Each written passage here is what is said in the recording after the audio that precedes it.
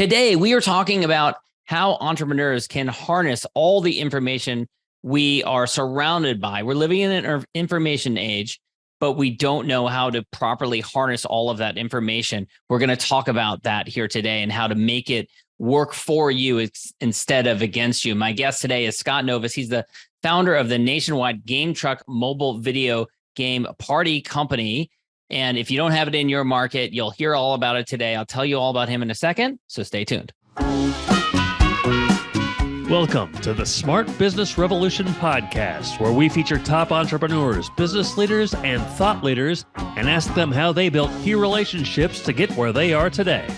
Now, let's get started with the show. All right, welcome everyone. John Corcoran here. I'm the host of this show. Every week I get to talk to interesting CEOs, founders, and entrepreneurs from all kinds of companies. We've had Netflix, Kinko's, YPO, EO, Activation Blizzard, Grubhub, Redfin, you name it. Check out the archives. There's all kinds of good episodes there for you. And of course, this episode brought to you by Rise25, where we help B2B businesses to get clients, referrals, and strategic partnerships with done-for-you podcasts and content marketing. And you can go to our website at Rise25 or email us support@rise25.com, and you can learn all about what we do. Scott, I'm so excited to have you here today. You got such an interesting background. You started your career in working for game studios, video games. You developed about over a dozen video game titles, but then eventually you found your way into entrepreneurship with GameTruck, which we'll get to in a second. You've had 13 million people who've attended your events, which is just phenomenal. I want to hear all about that. And I also want to hear about COVID and how that affected things. But I love to start with you as a kid. So as a kid, you had a paper route. You also started a book company in college because, in your words, not mine, you said you just wanted to nerd out on books. Tell us about it. Oh, man. Yeah, some of them were, like you said, starting with the paper route and some of the other things. I think the first real business I started was I wanted early access to some of the exciting technical books that were coming out. So I started a company called Booksmart Technical Books. It was mail order, and started taking out ads, started building up a business, and ironically discovered at the time, running a business is really hard. And it's not nearly as interesting, or it wasn't to me, as actually learning and programming. And so I was either a terrible entrepreneur or a brilliant one, in the sense that I failed fast, and went off to pursue my career in technology development. But I came back to it later in life when I was working for the Walt Disney Company. Actually, I started it before I joined Disney. I created GameTruck, and where did this idea come from? You're working, you're helping to develop these game titles. And did you just kind of have an epiphany? What if we brought these video games? A little bit. Okay, so there's an idea that macro trends drive new market opportunities, especially in franchising. And so I was looking at different franchises to buy or invest in. And I took my kid to a pizza arcade, and I knew everything we were working on in the game studio was better than anything you could play in a pizza arcade. And I'm like, this is horrible. I'm paying a fortune, not for kids to play with my kid, but to go play games by themselves, get a bunch of paper tickets, and get a bunch of plastic crap. And I'm like, there's got to be a better way. And at that time, LAN stores, local area network party stores, had become a rage. So I started investigating them. And there were a bunch of problems. And what I settled on was, look, what I really want to do is recapture that feeling of when I was a kid, playing the best games with my best friends. And for me, the best video games had gone on to video game consoles. And they just changed the way they built the content. Because, the old arcade games were quarter eaters. So it was a pick up and play, 2 to 3 minute experience, give me another quarter. Well, video game carts are $40 to $50, like $100 today. But at that time, it's like, okay, you got to eat a $50 bill. So the core experience went from 2 to 3 minutes to 20 to 30. So you're not just going to stand there for 20 or 30 minutes. You want to sit on a couch. And so the thing that hit me was like, I need a living room, but not at a mall. How do I create a living room I can take to people's houses? So I was looking at the cocooning that was happening and the jumpies. And I'm like, that's what I want. I want to make like what we had at the game studio. We could play anything at any time with anyone in the studio. And I'm like, we want like a network where there's no barriers to play. So zero friction gaming, man. Just sit down, grab a controller, and you're into 16-player Halo, or you're into 8-player Mario Kart. Most people didn't even know that was the thing. Double Dash could network LAN 4 GameCubes together. And like, I built a prototype in my garage. Man, talk about a stereotype. Invited my son's friends over, and Daniel Garland was like, this would be the greatest birthday party ever. I'm like, I got to build that.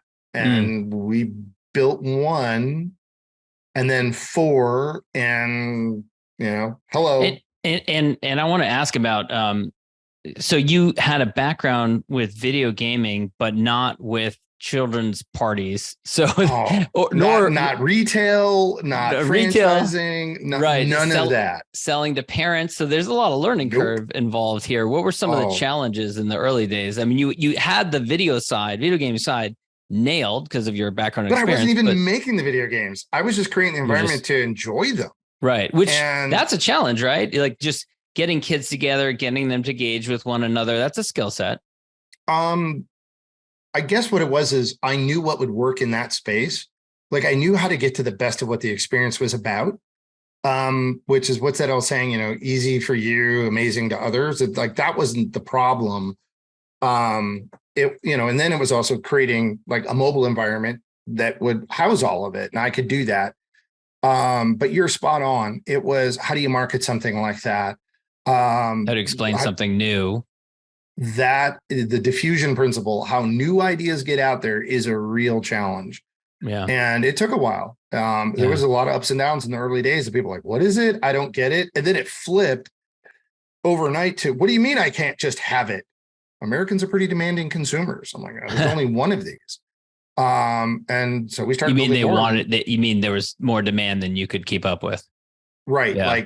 Like that. It went from, hey, we got 4 parties this month, to 30 people booked in a month, which blew our mind. And then another 60 were screaming at me because they couldn't have it. When was it? When did that flip? That was in 2007, about a year after we launched. Interesting. And that was even 2007. I don't know when it was in the year, but that was a downward economy at that point. That was the beginning of the economy just accelerating into the toilet. And what we learned was that parents take care of their kids. They'd stop golfing. They would stop going on vacation, but they wanted to shield their kids from what was happening around them. They wanted them to have a good childhood. Yeah. Never get a second chance at that 8th or 9th birthday. Yeah. And because we came out at a fixed price, suddenly we created a value proposition for the parents that the other venues couldn't touch, because they charge per kid. We're like, it's a flat fee for us it's $300 we show up. We don't care. Well, we did care, but I mean, it's like, whatever. Yeah. So they could have that big party and hold their budget. Yeah. And that saved us. Yeah. I mean, now we grew all the way through the recession. It was crazy. Interesting. One of the constraints is that kids want to have birthday parties on their weekend, so you probably had a ton of demand on the weekend, not as much during the week. How did you balance that? We didn't. What happened is it's still a heavily dominated weekend business. The weekday business tends to be institutional. What I affectionately call the children's warehousing industry, after school programs, church programs, there's just a lot of parents work 2 jobs, and schools end early. Who looks after your kids? So providing services to those people that have to entertain kids tends to give us that weekday bump we're looking for. Yeah. But a lot of what we do, our demand curve it's pretty crazy. Like our marketing team is top notch. They're amazing at the volume of leads that they generate to keep the trailers busy and full. They do a really, really phenomenal job. So my real company is a marketing company. We're like a marketing services company for 100 small business owners. Yeah. And so talk me through the process of deciding to franchise, because you could have kept it all under one roof. You decide, I think after 4 that you would franchise. Well, right. So remember, it's the recession. And so all the big money does what they do when they get scared, is goes to the sidelines, and banks are melting down. There's only so many pickup trucks you can buy. And so franchising is capitally efficient. You're using and leveraging other people's money to grow. One of the reasons that if you don't have deep pockets, people franchise are leases. They require personal guarantees, and there's a limit to how many of those they'll let you sign till they see, till you don't need that anymore, right? So there's this chicken and egg function. So franchising, I don't know that it still is, but 20 years ago was a good way to get an idea out fast. Yeah. Because you could get passionate people involved that could leverage their financial wherewithal to expand the network quickly. Now, I've interviewed many who've franchised a concept before, and some of the challenges that are involved in that include, making sure that it's done the way that you want it to be done with the franchisees. Sometimes you get franchisees who are not happy with the way that the global headquarters are handling things. Talk to me about some of those challenges you experienced. Well, I grew up in my career. I spent a lot of time at Motorola, and back in the day when they were a meaningful, large company that had silicon foundries, and every product group doesn't get their own factory. People have to share. So they did a thing called matrix management. So this is where a lot of people, I think the franchise struggle is they assume they get control. And it's really about, in matrix management, how do you influence people that don't report to you? You need them to do something so you can achieve your objectives, and they don't report to you. And I'm like, to me, that's franchising. These are a bunch of small business owners, and they've got goals and dreams. How do you work with them to help them achieve their goals and dreams versus everything you just said is such an entrepreneur-centric point of view. I got to have control. How do I control people? How do I make, that's all me out to the rest of the world. Our viewpoint was, how can we create an environment for people to be successful? Because in my experience, if you want people to play your game, make a better freaking game. If you want people to do things the way you want to do them, make a better tool. But there's a mindset frequently that can, I'm sure you've run into it, of top-downism. I know best. You have to do what I tell you to do. I'm like, good luck with that. Did you find that there was an alchemy that came from, as you added more franchisees that, oftentimes you see this where one franchisee will develop a strategy or an idea or something that bubbles up. It turns out everyone else, it's a great idea and everyone else adopts it? Yes and no. What I found, so I made a ton of mistakes. And one of the mistakes I made early on is I had a flawed vision for what it meant to be an owner of a GameTruck franchise. And that vision was based on, you could get in the video game industry. And a lot of people like that idea. The problem is that dream comes true the day you buy your truck and trailer. Now what? I didn't have a vision for owning one. I had a vision for getting into one and what it meant. And so it helped with selling people into the franchise, but it didn't. And I thought I was doing them good because when I worked in the game industry, that's all people wanted was to get in. And we got them in. Now what? And it's some of the problems I ran into. I had a business, right? I took an idea and turned it into a business. I wanted to make kids happy. I didn't start out with, I'm designing this business from the ground up to hit all these other, this is why nobody did it before me. The financial guys would have sat down and gone, never do this. And I heard a lot of people tell me, never do this. And I'm like, I'm doing it. So how do you get sell to the synergies? To answer your question, what happened, one of the mistakes I made is we got a bunch of people together and we was like, okay, what are your problems? And they told us what the problems were. And we ran away and worked on those problems. The trouble was at that time, I didn't know, and they didn't know what they really needed to be working on. So we had a bit of the blind leading the blind. It was sort of like Steve Jobs' famous, don't ask customers what they want because they don't know. So we had new business owners struggling with things, telling us what they were struggling with. And we were responding to that. And it turned out those weren't the real priorities. Can you give me some examples of what those things they told you were their challenges? I don't think there's a lot of value in that because it's like, why do you want to learn about things that fail? I would tell you what we did learn that I think it'd be more useful is franchise owners that in our business that have full calendars and revenue don't complain very much. Right. So my bias was I'm an engineer. I've got 2 engineering degrees. I think of operational things. And if you bought an early copy of our operations manual, it all talked about how to throw a great party. And we still have a lot of owners, very talented, passionate people that are super committed to throwing a great party. That's all well and good. But tell me about your financial system. Tell me about your profitability. Tell me about how do you acquire new customers? How are you invoicing those customers? How are you receiving payment for those customers? Like, how does all this flow? And there's 4 core systems every business has to have. And I think we've gotten there. We've invested a lot of time and energy over the last years to build this infrastructure out. But I didn't have any of that when I started, which was, you've got a marketing system, promise what you can do, right? Make a promise. Then, it's like, I have what you need. Then a sales system. How do you get people in? Like when we started GameTruck, owners were responsible for generating 99% of their revenue. Our corporate stores right now, our automated and service-oriented systems deliver 100% of the revenue. I don't talk to customers. I don't book parties. Right. So we've come a long way when you talk about sales systems. Yeah. Then you get to operations. We've always been very good at that. We show up, we deliver. People have an incredible experience. It is a well-engineered, from a psychology point of view, it's solid. But you get to the last one is, I want my number one KPI to be owner profitability. If my owners don't know how profitable they are, I can't make that my KPI. And I was shocked to discover, like, okay, I knew a lot of our owners were struggling with that. I was shocked to discover how many franchise systems, like, you almost have to start a franchise by designing the financial system they must use before you sell them anything. Because if you leave it open, and if you spend time with the EOS Accelerator, you find out how many business owners don't know their numbers. Nobody likes to feel stupid.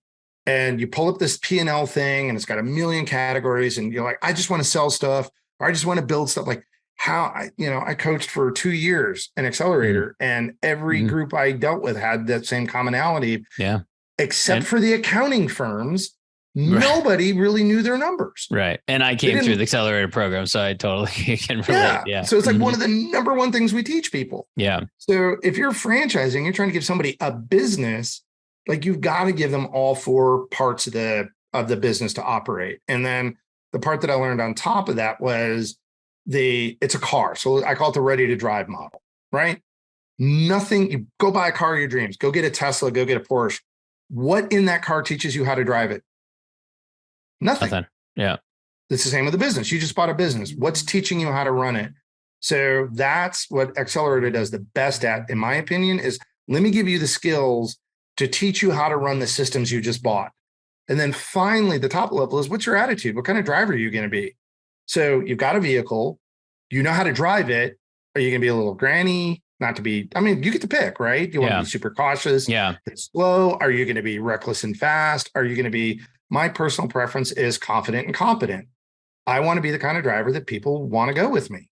Yeah. They're happy to get in my car because my vehicle and my skill will take us where we want to go.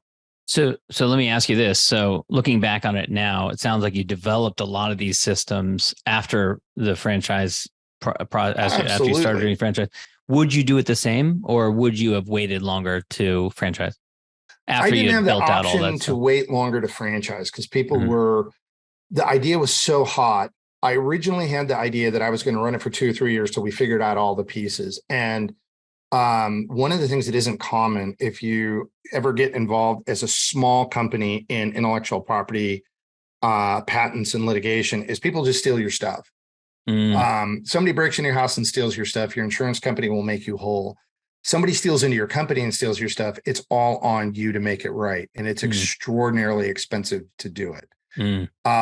And people were ripping us off. You saw that happening constantly. They would book a party, take notes, film, go, and then just steal the idea down to everything we were doing, even after. And it's common as a consumer. We don't care. Hand and Stone started by going to Massage Envy Discovery Day and was like, I could do it. And they started a competing company. And some of them were way better funded than we were out of the gate. I'm like, if we don't franchise, we're never going to exist. So we had to dive survive. Yeah, we had to do it to survive. And we didn't have the luxury of time of figuring all of these things out. We got the best information we could at the time. But these are like a lot of things in business, formative experiences. So it made me who I am today. Yeah. Talk to me about this idea of, you're really passionate about, your purpose is to create a feeling of belonging through play, and how you kind of centered on that as being your North Star. Well, when I was a kid, I was that kid in right field. I was the one that was at the bottom of the lineup. I was the one that was the last kid picked. And it wasn't that I wasn't athletic. By high school, I got an actual coach who would teach me. And once I got somebody who would teach me, I ended up being like second team all state, all conference, like started, like I could achieve my potential. But in Little League, there was nobody that my dad wasn't into athletics at all. And a lot of the volunteer coaches had no idea how to teach. So I was sort of that outcast out in right field. And if you're not any good at a sport, you're not very popular. It's hard to make friends. And so my personal interests were in nerdy technology things, but I'm out doing the sporty things and nobody's willing to help me. And it was frustrating. And so what I saw was that anybody can video game.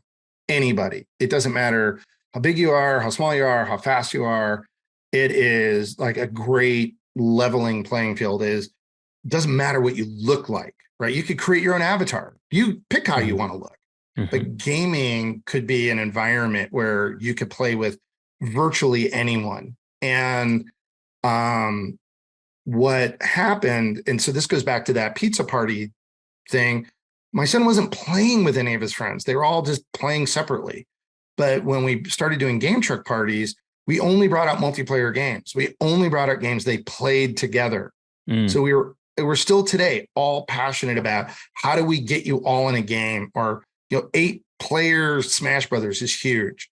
And one of the things, the lessons COVID taught me, and I'm answering your question about why belonging together is, I told you, I had this vision of like, get into the video game industry. Geez, now what? Well, I'd started another company called Bravus, and it was getting into the esports market. And our mission was super clear. So I did it completely differently. We started with a clear vision, and it was, I want to host events where you can make a friend. And so we designed casual, competitive, fun events that flipped the entire tournament concept on its head. In fact, in 2 weeks, I'm going up to Alaska to teach their Parks and Rec how to host these types of events. You're never eliminated. They're fun as shit. Everybody gets to play. It's really about what are video games are applied psychology. It's storytelling in the second person. So I use that methodology when I design experiences for people. So how do we create an environment where you can make a friend? Well, COVID hits. Suddenly we're like, oh my God, we can't do anything anymore. And I turn to the Bravest team and I'm like, can you guys do this online? And their answer was, we make friends online all the time. Absolutely. So they can't meet in person anymore. They can't drag their equipment. They can't drive the vans, but they're like, and we did, almost $1 million in online tournament and events for colleges, universities, cities during COVID. It saved us. It saved the whole company. It saved everyone. They pivoted like that because their mission was clear. GameTruck had access to the exact same type of technology. And the response I got largely from the owners is, but I drive a truck to somebody's house. Their vision for what their business was and how it ran didn't have a purpose. It had a task. And so when the task changed, they didn't know what it meant and they couldn't imagine themselves doing the other thing. We weren't focused on the effect we create for people. And so we started shifting that. And when we started shifting that, that's when I got really clear. What do you actually do for somebody? Like we had the weirdest situation when we added laser tag. People would call us and go, I want laser tag. I'm like, we don't sell that. And they're like, okay, well, I'll book a GameTruck party. Who does that? Who calls you looking for one thing? You tell them, no, I don't have it. And they're like, well, I'll take the other thing you have. They're totally different experiences. What were people really buying from us? What did they really want? And that's when I started digging into it is they want to celebrate their kids. They want their kids to feel special and loved. They want to create this environment of fun and energy and positive memories. And the easiest way I can capture it, and I believe in stating things in their positive, not their negative. You could say, oh, we're all about fighting loneliness and isolation. Well, what you resist persists. What we really want to do is give you that intense feeling of belonging, because that's when we feel the most connected, the most joyful. I'm like, how many different ways can we do that? Who can we do that for? And that allowed us to start bringing on different types of activities and different types of things. And it has begun to shift how we think about our business and how we organize things. And it's going to take time, but now we're not a trucking company. We're not a logistics company. We do a lot of that. Yeah. But what we're really about are creating all of these feelings of belonging, connection for people. And it ripples through how we run parties. There's very specific things we do in very specific orders to create lasting memories for the guests that are going to be part of their core memories, like they talked about in Pixar's Inside Out. That's the business we're in now. When you're talking about how COVID affected you, that was something I definitely wanted to ask you about, because you are in the events business doing birthday parties that completely shut down in most states for quite a while. How did you survive? Well, okay, so there's two things that came out of that. I don't know anybody that has a version of their business plan that says all revenue goes to zero with three days notice. And two, I learned that pivot is a hockey term. It means getting checked face first into the boards. You will stop. You will change directions. It will hurt. And for us, we were able to take advantage of the government programs. That was absolutely huge. It was very painful to cut staff, but we had to. And ultimately, it was the weird little startup sister company we put our resources and pivoted our teams over to that to take care of people that were sitting in dorm rooms or their apartments and isolated and had no way of connecting. This is Bravest Esports. Yeah. Okay. Yeah. So our particular brand is not focused on raw competition. Look, getting winners is easy. You'd have to be utterly incompetent to not get a winner of a traditional tournament. But creating environments where people interact and chat and make friends and socialize requires skill. And that's what we were marketing and selling to the college event planners and the college dorm rooms. And they were eating it up because that's what they desperately wanted. No, people needed connection during that period of time more than ever. Yeah. And what we found is that facilitating there's like four things that create a fertile ground for people to form friendships. Synchronization. We're all doing the same thing at the same time. There's a sequencing. So we're experiencing the same experiences in the same order. Then there's the idea of common identity. So we're this experience that we're all sharing. We know who else is sharing it with us. So it begins to form that sense I'm a part of something larger than just myself. And the last one is unstructured, unplanned conversations. So we're giving people opportunity to socialize around an event they're all experiencing at the same time. They know who everybody is in the event because they've been the way we introduce and the participation and the order of events they're all beginning to experience. And what was amazing that we saw was that our viewership for our tournaments was 4 to 10 times larger than the people participating. And so that was like leveraging the power of Twitch. We could get the audience participating with the gamers at the same time. So even if you weren't into the game, you felt like you were part of the event. So everything was like, how do we get them connected? How do we get them communicating? How do we get them to feel like they're a part of something? And that came out of this clear vision of like this, what is Simon Sinek call it? A just cause. It's endless, right? It's idealistic. It's like, what's the perfect event to make a friend? I don't know, but we're going to keep working on it till we get there. And so our guys changed all the rules. Most people, you go to a tournament, the number one question we get asked, am I too late? We call ours an open. You're never too late. You can always join. Our guys could rebuild tournament brackets in under 2 minutes. Most tournament organizers they're pissy about it. They're like, you got to be logged in and they're assholes because their number one job is to eliminate everybody who's not number one. Like, I'll get number one. That's easy. I want to maximize how much you get to play and participate. So we took a totally different approach. And have you found, much like with GameTruck, that it's been hard to explain to people that concept since it's a new idea? Ironically, I had to shut that business down because 2020 was magic. 2021, that business dropped in half. And in 2022, it dropped in half again because all of that was at the college level and people wanted to get back in person.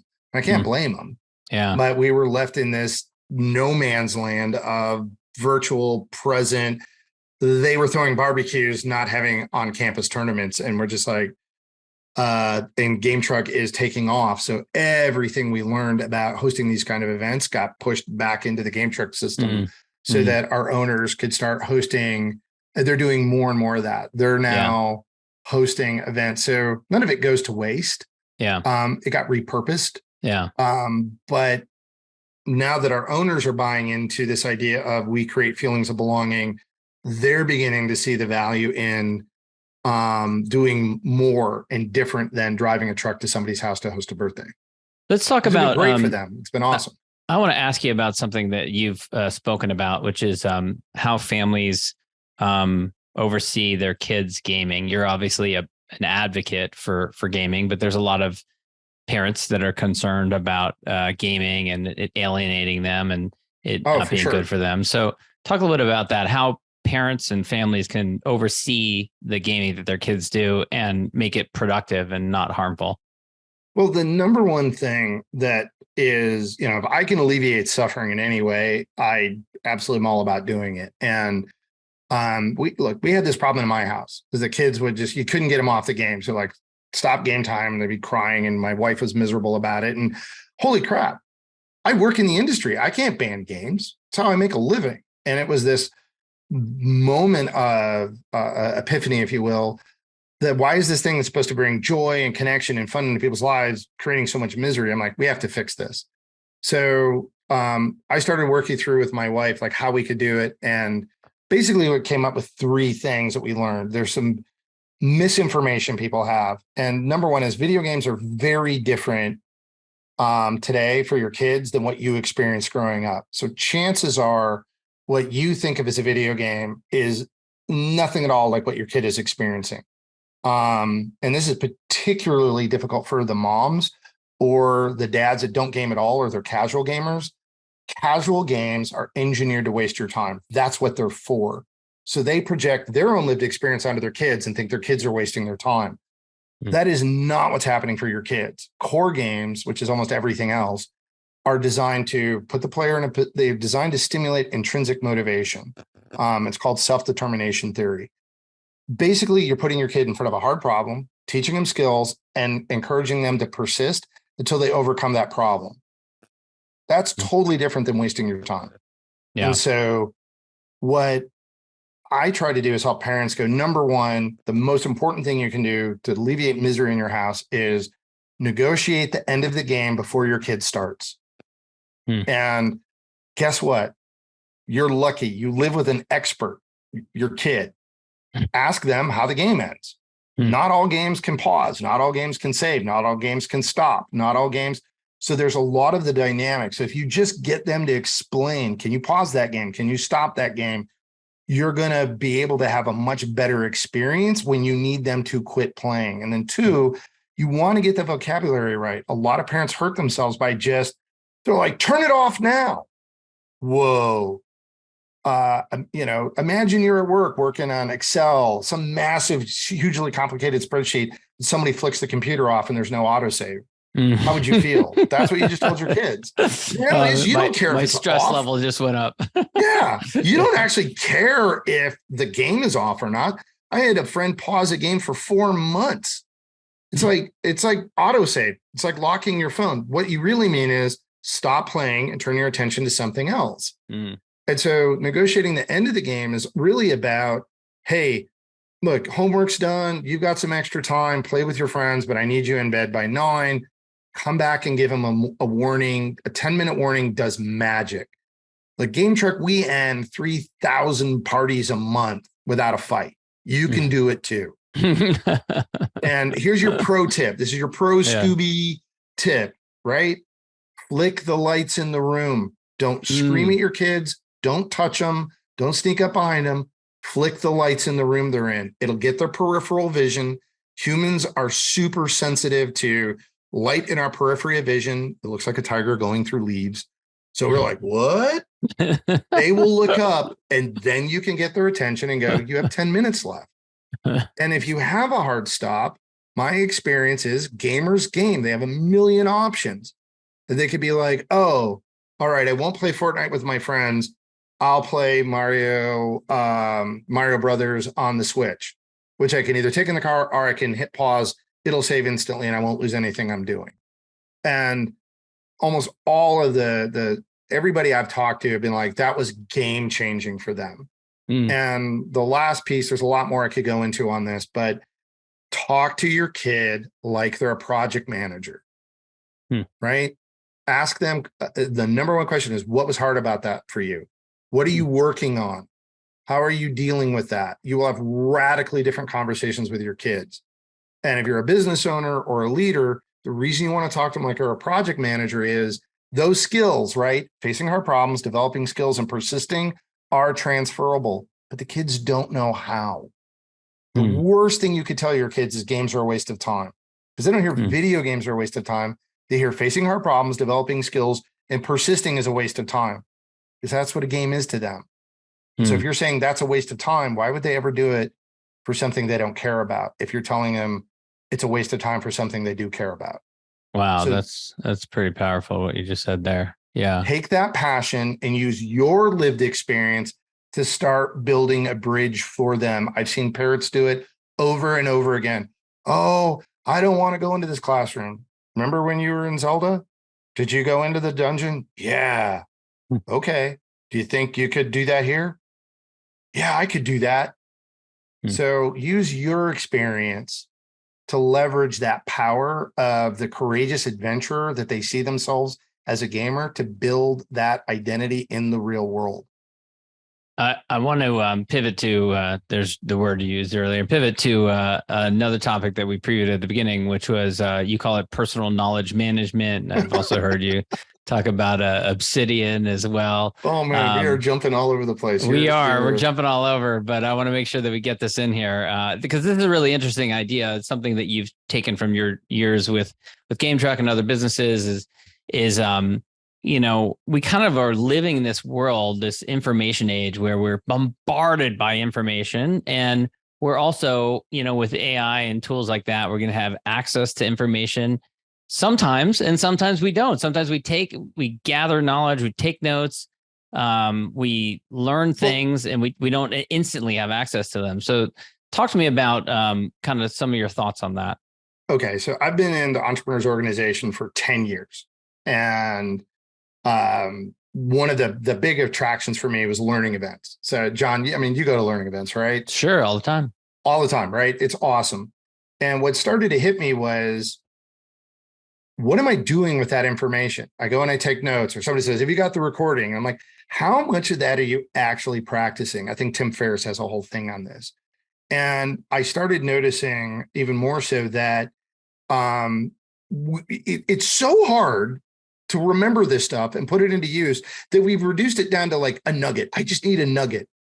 What other part of my entrepreneurial journey is my expectation so low for return on my attention?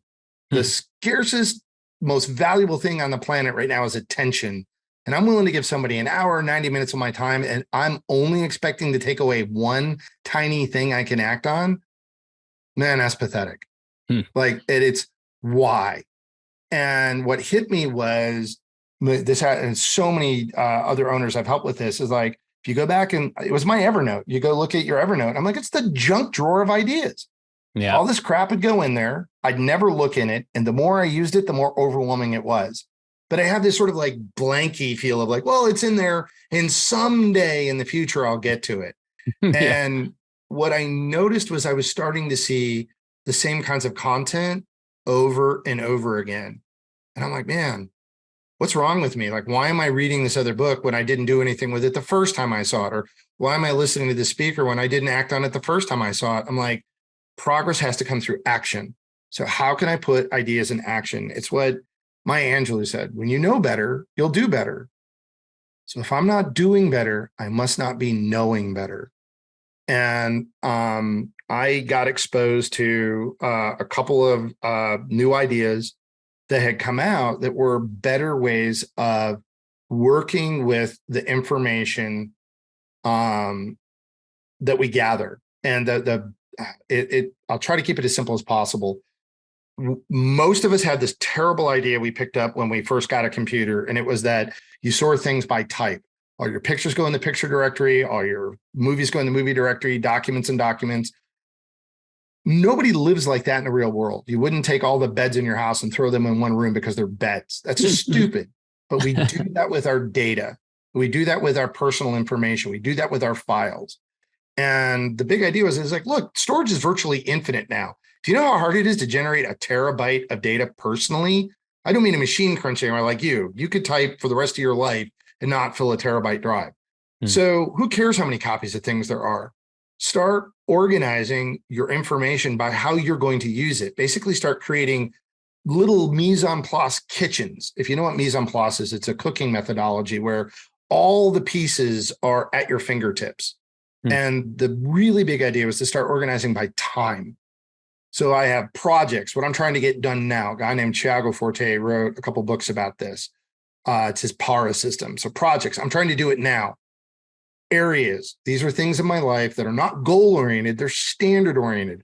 My health, my relationships, my finances, things that aren't going to end, but I want to maintain a consistent high standard in those areas. So I'm going to apply time and energy for the rest of my life because I care about those things.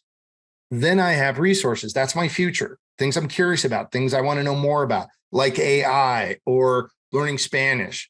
I think curiosity is one of the superpowers of being an entrepreneur. And if it's not now, soon, or the future, I'm done with it. I archive it. PARA, PARA. So once you start creating these little folders, now it's like, oh, I've got to give a talk in Alaska. I talked about it. Create a PARA folder, boom, project folder. So everything in there, it's all contained. When I'm done with it, I'll archive it. And the next time I have to give that talk, guess what? Every single asset I need is in one place effortlessly for me to pick up, copy, start over, wash, rinse, repeat. So it solves versioning and it makes it easy to find work that is I can build. So I'm creating these little Lego bricks, and that tool has intrinsic value. Every time I open my Evernote, like I open Evernote, there'd be like, oh, here's the size tires on my wife's car. Here's a shopping list. Here's a character for D&D. Here's a new offering for GameTruck. It's just all this crap.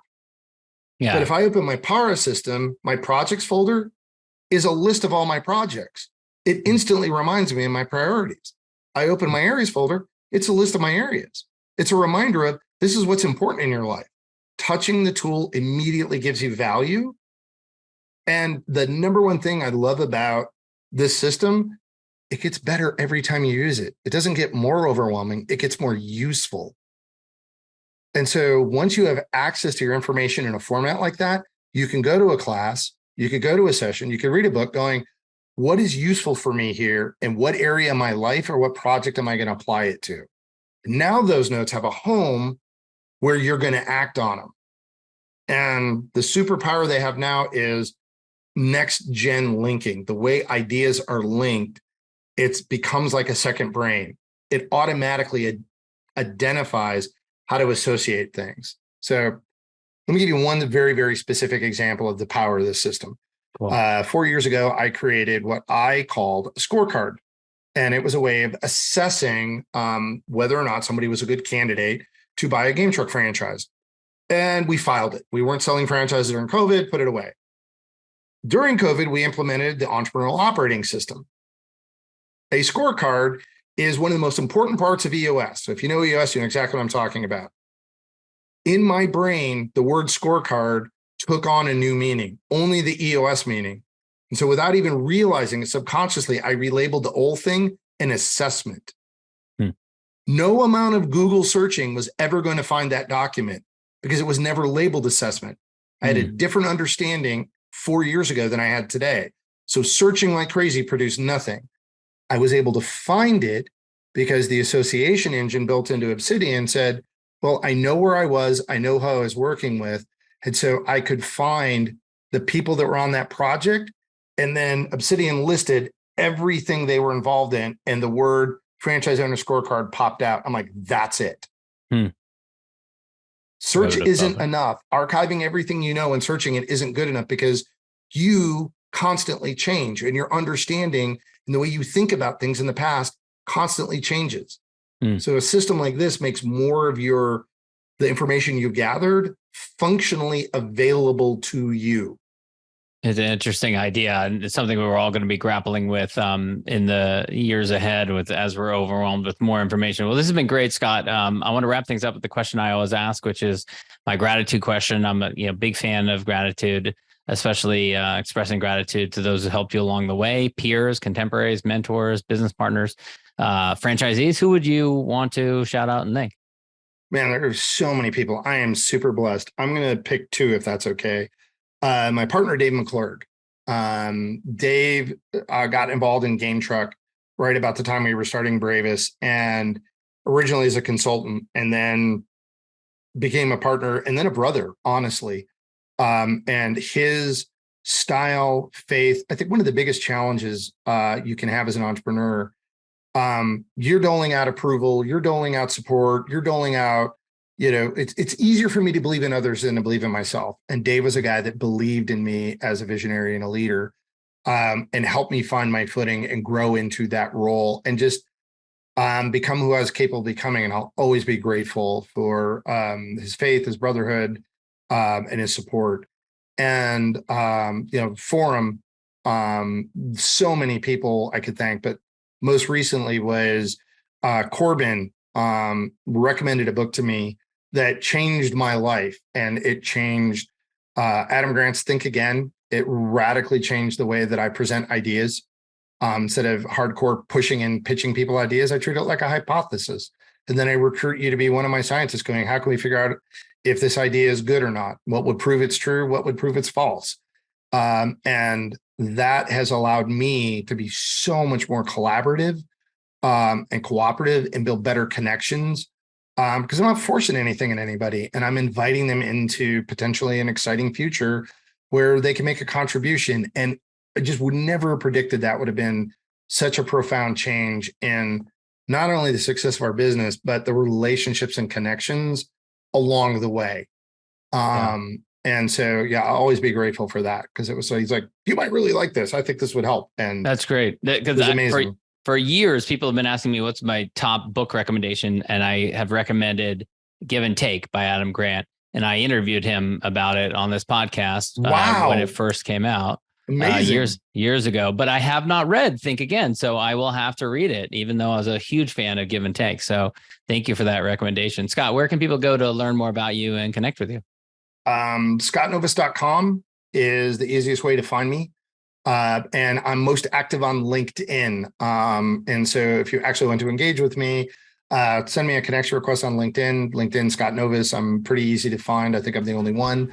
But thanks to the powers of automation, I post on lots of platforms, but where I'm at, it will be LinkedIn. Excellent. Scott, thanks so much. Thank you.